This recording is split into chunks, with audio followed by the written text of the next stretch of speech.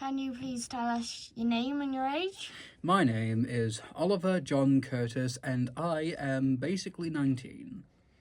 Can you tell us how you link into animation? I, personally, am an animator, and not only that, but I'm also a character designer, but I'm better known for being an animator. What sort of things do you animate, Oliver? I like to animate silly little things, maybe some little sketches, maybe some cheeky little vines from back in the day. Honestly, anything I can get my hands on, and it's fun. That sounds very interesting. How do you do your animations, if you don't mind me asking? Well, most people would do it on something like Flipper Clip. What I use is, and by the way, don't do this, kids, this is really fucking stupid, right? Pretty much what I do is I draw different assets, I put them on top of each other, I move apart the asset, then I download the image, then move it again until it looks like it's a fluid animation. Through doing that, I can get active fluidity. What's your favourite sort of animation? Easy. Cell animation. Why, if you don't mind asking me? Sorry about that. That's fine. Could I ask why, if you don't mind me asking? Cell animation just has a charm to it. It has a little bit of a grain to it. And I think cell animation, it's not used as much today because it's too costly. However, I do love the charm of it because they were still using cell animation when I was younger. Oh, very nice. The last show to use cell animation that was, well, made, pretty much the last animation that was public to be made, that was put on TV, was Ed, Edd and Eddy. Really? That's very interesting. Could you tell us a bit more on how you got into animation? Well, I use these little things called stick bots, and stick bots are these cool little stick people that you're able to use. And I found that out, but also I've always loved cartoons. I've always loved stuff like Gravity Falls, stuff like the Grim Adventures of Billy and Mandy, and some other really cool things. But also, Who Blamed Roger Rabbit is a really good movie.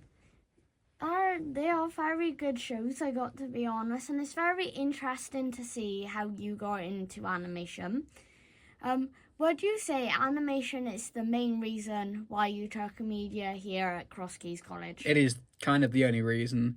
I didn't expect it to be stuff like, oh, how are you going to be able to explain things on the news? Because no, unlike most people, I actually read what I was getting into, so I wouldn't waste my time. And I seen that there was animation in media, and so I jumped at the opportunity and took that opportunity. Fair enough.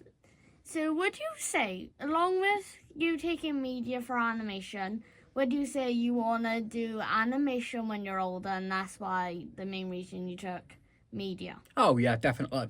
I want to try and become an animator when I'm older, if possible. I am aware that the chances of me becoming an animator are kind of slim because it takes not only a lot of talent, which I don't really know if I have, but also takes a lot of time. And unfortunately, a lot of animators are abused in a sense. They don't really, get paid that much. They barely see their families. But this is in Japan, and I live in the UK. Unless I'm gonna bugger off to Japan, I shouldn't go through that much. Why? But still. Wow, I never knew that they done that in Japan. It's not every single company, it's just Napa. Would you say when you're older and you want to be an animator, would you want to work for yourself? Or would you want to work with a company like Disney or Pixar? Personally, I wouldn't want to work for a company like Pixar or Disney because, I'm going to be honest with you, they're fucking shite. Because, sure, they may have given us Snow White and the Seven Dwarfs the most nostalgic animation pretty much ever, but they're shit companies. They're just more corporate greed than animation. If possible, I'd like to go freelance. Fair enough. Would you say when you want to be an animator, is there any project you think, oh, I would love to do this project when I'm older, or are you working on any projects currently? Yeah, I'm working on a project. It's called Unbroken Curses, and it's pretty much where people have curses. Well, half do, half don't. And it's a very complicated thing, but I'm not going to explain it here. Just long story short, it's kind of sad. And I've been working on it for the best part of nearly a year now. Well, that's very interesting. It sounds like it's going to be a very good project. Thank you. When it is done, where can people watch Unbroken Curses? There is a YouTube channel for Unbroken Curses, and the logo of it is a purple heart. So there you go. There is a book called Unbroken Curses, but I didn't even realize it existed until I, named everything. Probably on YouTube. Could you explain to us why you decided to use a purple heart? It's sort of representation, because purple is usually seen as a royal colour, but also is seen as a negative colour. And one of the characters, Vexaria, she's sort of purple, but also I can imagine a curse being a sort of dark purple, like shadowy or ominous. Wow, that's very interesting. Now I want to move over to a topic that people are very divided about, AI. Would you think AI could ever take over animation? Okay, I'm going to give you a short answer and a longer answer. Short answer, no. Longer answer, no, it's not going to. I see it as this. We already have slang, a clanker. Literally, we're already calling artificial intelligence a clanker, okay? And people are so upset at people using AI to either recreate their things or just create new things that I think if an AI movie were to come out, I'm pretty sure the people who made them would probably be publicly executed. I don't think AI is going to take over animation anytime soon. It's taken over a bit of meme culture, but at the same time, AI is sort of funny. It's in its early stages, and, well, if people see funny things, they're going to make funny things out of it. So, to answer your question, fuck no. I don't think it will. The charm of an animation, but also the love and dedication that the animation community has. But it's also like an artwork. You make it, and you're like, oh, fuck, this is going to take a long time. And then when you finally create it, you have a bit of zen, and you realize, wow, I actually feel really happy now. That was very good for me to do.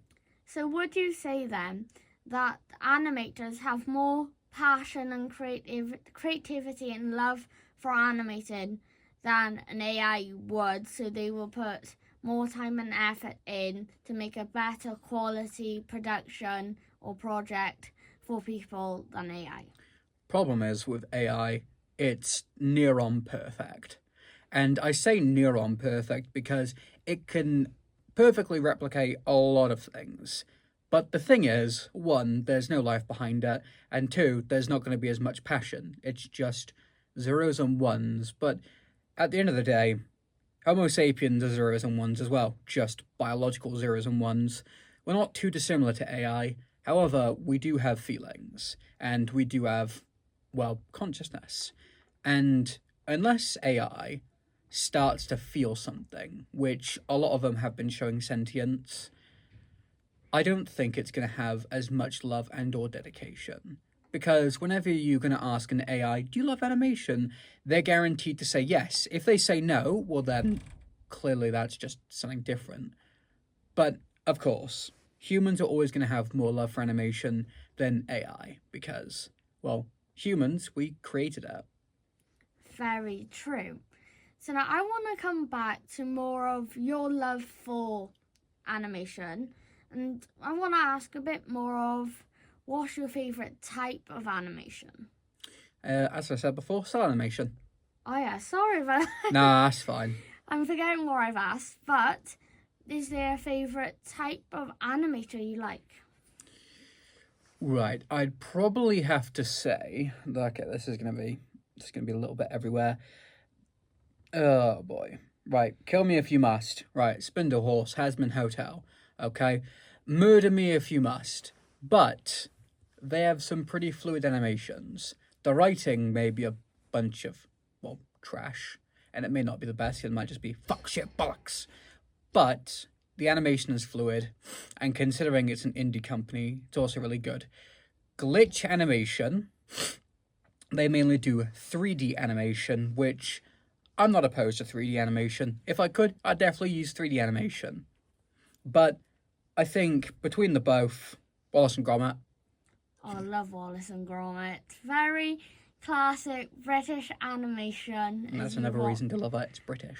Yes, as you watched as a kid. Jeez, Gromit. My last question before we end up this interview is, Tim Burton is a very well-known animator, probably one of the most well-known ones. If you ask someone who doesn't love animation now, who's your favourite, they'll probably say Tim Burton. What is your opinion on his animations and his style? I cried the first time I seen it because of how good it was. The unique style of it is just a pleasure to the eyes. It's like drinking the best drink you've ever had. Your eyes open wide and you're like, wow. Frankenweenie, if you don't know what that one is, where the entire town hook a dog up by their cars and then spring it back to life. That is one of the first Tim Burton movies I ever watched, and it was beautifully done. And his animation style and his overall style is just so unique that I feel, wow. If anyone even tried to come close to replication, they probably wouldn't be able to get close to it. It's just that beautiful. So Tim Burton is also one of my favourites. But I thought I'd say something different because most people will probably say Tim Burton. Yeah, as we know, many people probably only know Tim Burton as the only animator first person that comes to their mind. It's probably the only animator most people actually think of. Most likely, but thank you for taking your time out of your college day to do this interview on animation. Is there anything you would like to say to the audience about animation before we wrap up? Animation is something special, okay? And you should never take it for granted. You think you can, but as soon as your favourite animated show ends, that's where the tears start to flow. Always respect animation, respect animators, and remember, it's a cartoon, not reality, kids. Farewell. Thank you.